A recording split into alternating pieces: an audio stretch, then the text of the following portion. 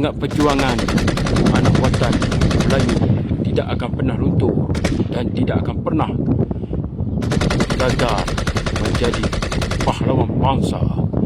Biarpun terkubur jasad, biarpun terkubur nyawa, semangat pahlawan tetap di dalam. Bangkitan pahlawan iaitu kebangkitan Tunku Kudir yang diteruskan oleh Tok Mores melakukan serangan kepada tentera Siam. Menyebabkan tentera Siam berundur dan terus diundur.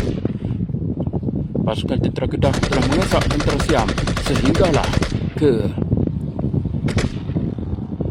Singgora dan seterusnya ke Thailand. Merupakan pusat bocor kuasa kerajaan Siam.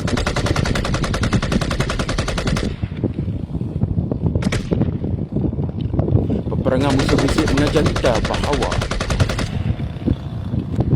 perlulah berhati-hati kerana musuh dalam selimut tiada siapa yang tahu.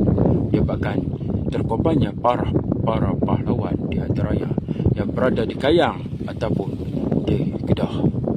Kayang adalah sebuah negeri, satu nama kepada negeri Perlis satu ketika dahulu.